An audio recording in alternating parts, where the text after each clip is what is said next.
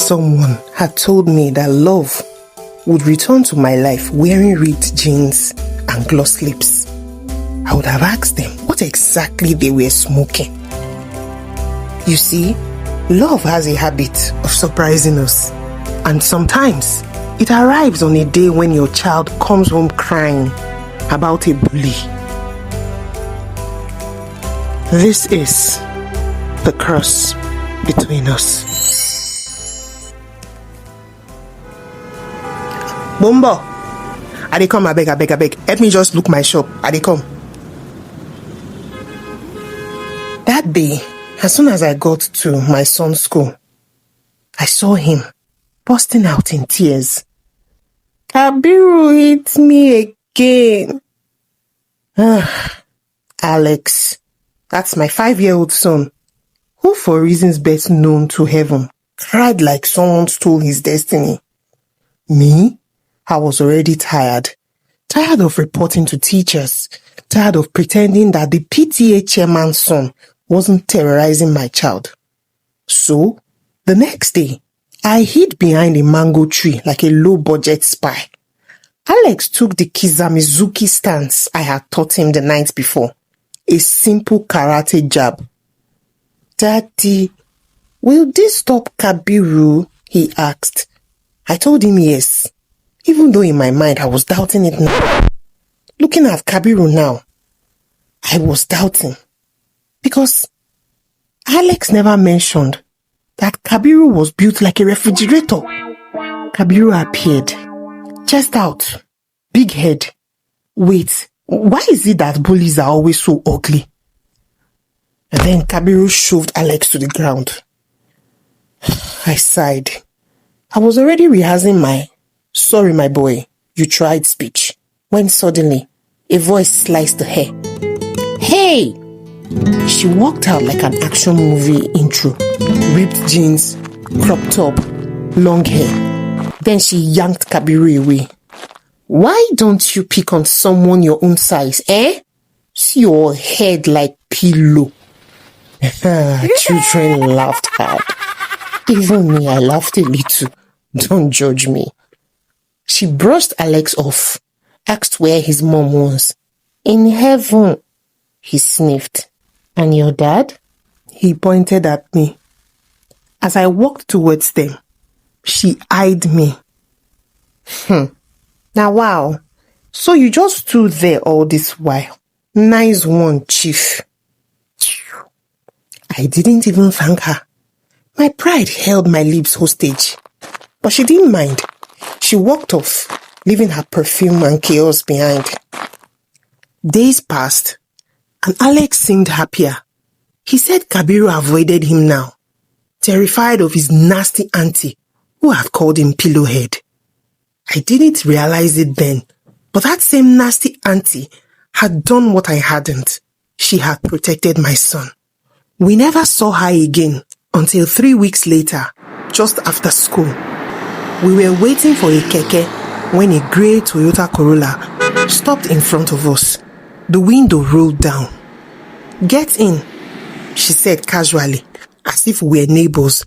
She wore a short flowered dress and these larger-than-life sunglasses, and her lips glistened with gloss, her fair skin popping. Her full, long, natural hair formed a mane on her fair face. She was really a beauty to behold, in an annoying, stimulating kind of way. I hesitated. It's not every day a fine girl will offer a man a ride now, eh? Usually, it was supposed to be the other way around. Our egotistical society made it seem so. I hesitated. She laughed.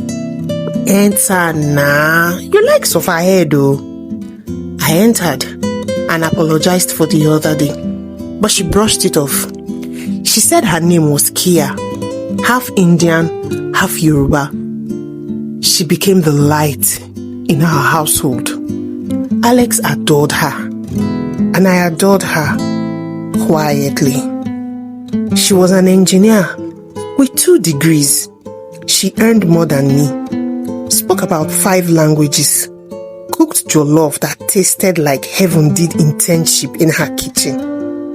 But me, I was just a HND holder, a grieving widower, running a small business center. I didn't even know what she saw in me, really.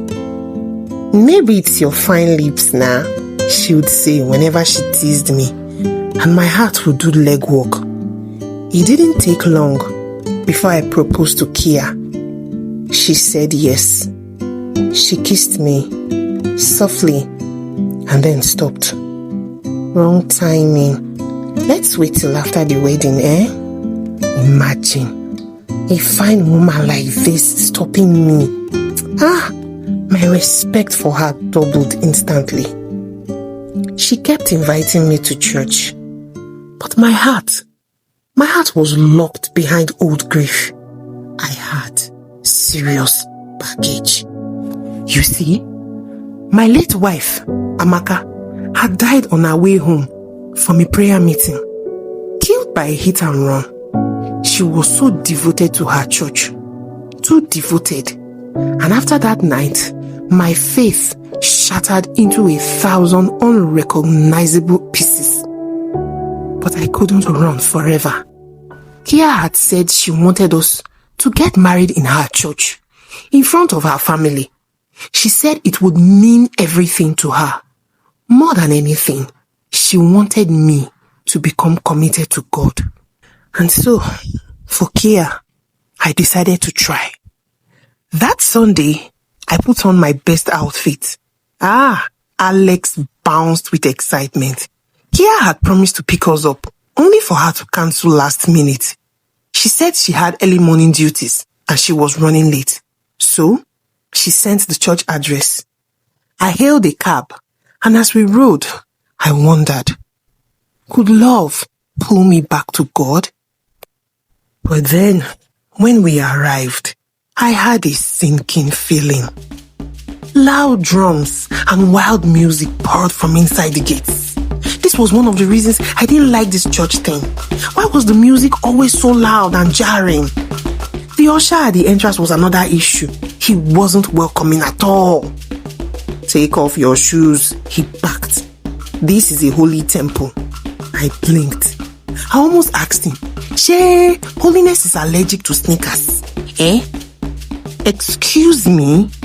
I was invited. My fiancé is inside. He coughed. Which fiancé? They play. I craned my neck. The crowd inside shimmered, everyone clad in same white robes. The room looked like a cloud. I searched for Kia. Nothing. Then, a shrill voice echoed from the altar. Smoke swirled. From the fog, a young woman emerged, draped in white, eyes closed, arms lifted, prophecies spilling from her tongue like thunder. I squinted. Nah lie. Nah, it couldn't be. But it was. Kia. My Kia. My rational, modern, jeans-wearing engineer Kia. Right on the altar. Spinning. Chanting. Drunk in the spirit. On a pulpit. There she was. Rolling on the altar. Her hair swishing like a lash. Then she pointed at me. You young man with a grieving heart, release your bitterness. People turned. I grabbed Alex and we fled. My heart broke in confusion. This woman that I wanted to marry was living a whole double life. A prophetess, and I didn't have the slightest idea. Nothing, absolutely nothing had prepared me for this. I got home that day, and I blocked Kia, blocked her calls, ignored her texts. Silence felt easier than understanding. Hi everyone, I hope I know you are definitely enjoying the movie. So, fun fact, I wrote the script for this story about 2 to 3 years ago. It was actually inspired by my dear friend and colleague Yemisi. Special shout out to you, my friend, all the way from Unilag, PGCF 2013-2014. All those short conversations we had back then, they really inspired something today. And I want to thank you so much for teaching me that there's actually more to people than you actually see them. Thank you so much for the value that you bring to the world. And I also want to thank you everyone for following me and sharing my content consistently. God bless you. Let's do more. So please spread the word and keep watching. God bless you. Happy New Year.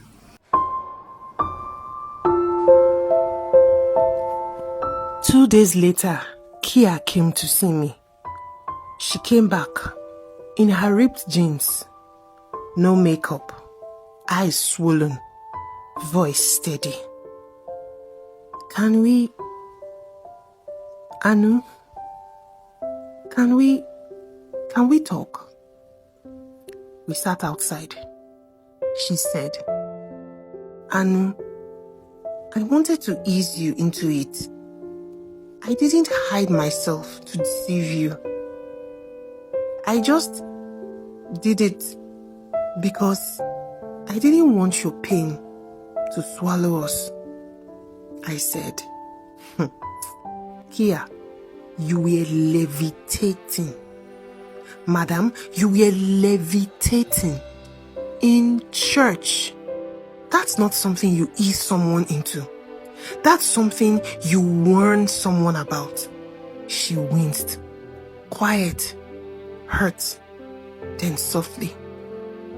Anu, I live in 2 worlds. The modern world and the spiritual one. I serve there. Church is real for me. And you didn't think that I deserve to know before I gave you a ring? She swallowed. Anu, I was afraid. You already lost your wife to church matters. I didn't want to be another wound. This woman had brought light into our lives, no doubt. She made Alex laugh again. She made me feel again. But how could I marry someone whose world I didn't understand? That same world that had claimed my wife? I'm not asking you to be me, she said, voice trembling. But can you love all of me? Even the parts that kneel on altars? I didn't answer. I didn't know how. She stood. I love you, Anu. But I won't deny who I am to keep you. Then she walked away. No drama, no tears, just grace. That night, Alex climbed into my bed.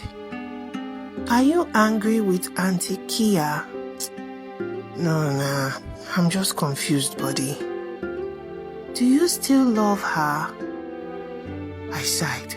Yeah, I think I still do. Then maybe you should learn her dance. I looked at Alex. This little boy who had once been too scared to defend himself. Now he was teaching me how to be brave. It has been 6 weeks. 6 weeks without Kia. Alex wasn't himself. He laughed less, ate less, asked about her less, until he stopped asking altogether. I tried to carry on like it didn't matter, but it just took a little while before my body betrayed me. It first started as a dull pain in my abdomen. I shrugged it off as indigestion. Then came the fatigue, then the fever, then the vomiting. And when I collapsed outside my shop one afternoon, I finally realized this was more than stress or heartbreak. At the hospital, the doctor ran a scan and dropped the bombshell. Perforated peptic ulcer. My stomach lining had turned. I needed emergency surgery and money. Money where I no get. They admitted me anyway, thanks to some external approval, or what did they call it? The nurse said I was too weak to even ask who had signed off. When they wheeled me into the operating room, I began to think of Alex. How was he going to take the news? Who would explain to him if I didn't wake up? Then they asked me to count backwards from 10. 10, 9, 8. Then the world fell away. When I woke up, everything was a blur.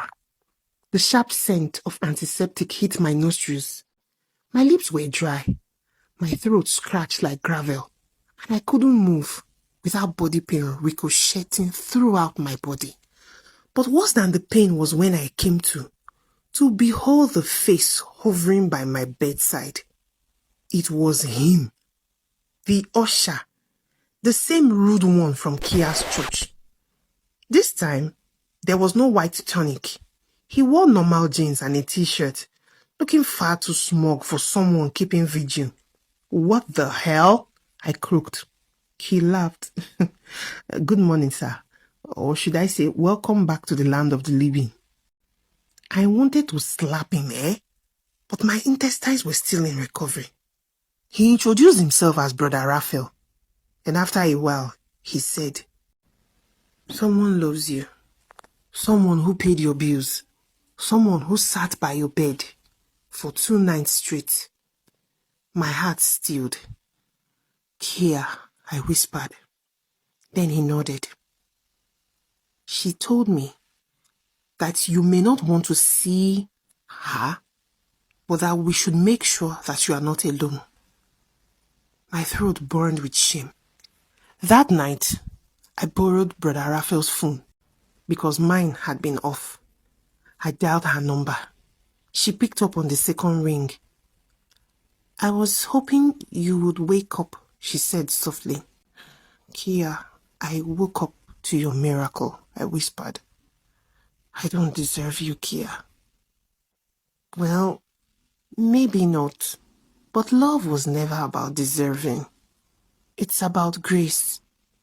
Kia, I've never known love like this, I admitted, breath shaking.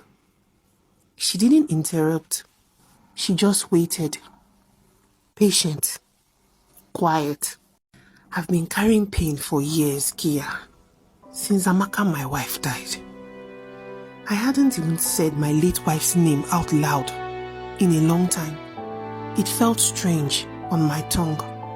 She was everything. She gave her all to the church. And the night she died, she was returning from a prayer meeting. A prayer meeting.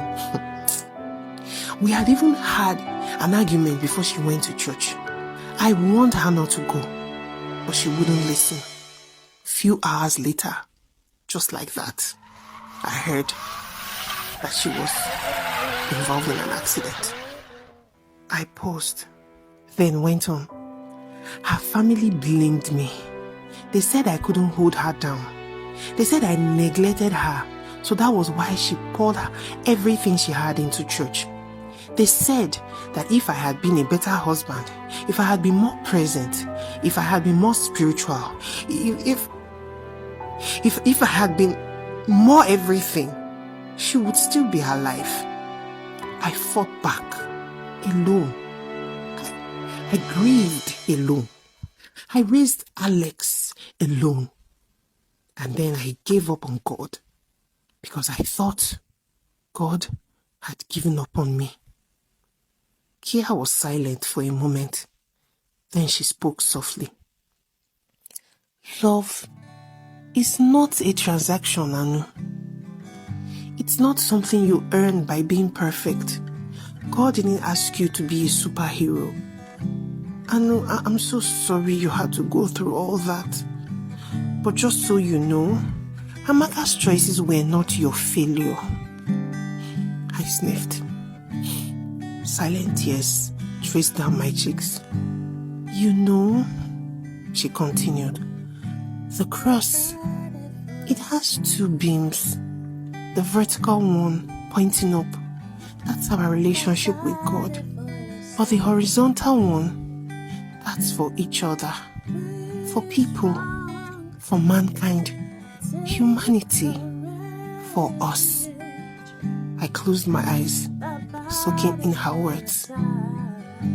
The thing is, we are so focused on being holy and perfect for God that we forget what He actually wants. Kindness, mercy, love. That's the real fulfillment of His purpose on earth. The cross is both. You can't have one without the other. I was silent, not because I didn't have anything to say, but because something inside me was shifting, softening. Kia, who really are you? An angel? Because only angels show this kind of love. I'm just Kia. I'm still your friend and still very much your fiancé. Then after a pause, she added almost shyly, and your wife to be, if you will still have me. For the very first time in nearly 2 months, I laughed, genuinely, loud and long. Kia Ayinde Musumola, did you just propose to me over the phone? I beg, go Joe. You proposed first now. You forgot. We both laughed. And then there was quiet. A peaceful pause. The kind of silence that wasn't empty. Brimming with understanding. Thank you, I finally said. Really, I wish I could see you right now. A bit passed. Then the door to my hospital room burst open. There she was, panting, breathless, tears already sliding down her cheeks. Kia, I gasped. She rushed into my arms. I was at the reception. I wasn't sure if you wanted to see me. I was scared. Kia, you are the only person I want to see right now. I hugged her back, my arms trembling. I thought I was hallucinating. She laughed through her tears. Nope, real flesh and blood. And I brought pap. I know you like the one with ginger, but let's not irritate your stomach, Please manage the plain one with milk. I laughed again. Kia, your snazzy jeans, your boots, your prophetess vibes, your church junkie ways, your excess love, your feistiness and kindness. It's a lot to take in. It's okay. We've got a lifetime to get used to each other, to learn and to grow. I held her, overwhelmed by real love.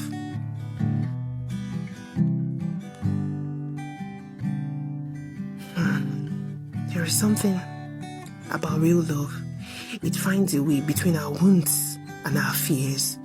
It stretches its hands across divisions, across doubt, across pain. Love is actually the cross between us. And right now, more than anything, I was so certain God had not forgotten me. He had simply sent Kia. So when you were down and don't know what to do, when you feel sad for the things you've been through, just hold on, your change has come. This will never be the same again, because I'm riding for your side.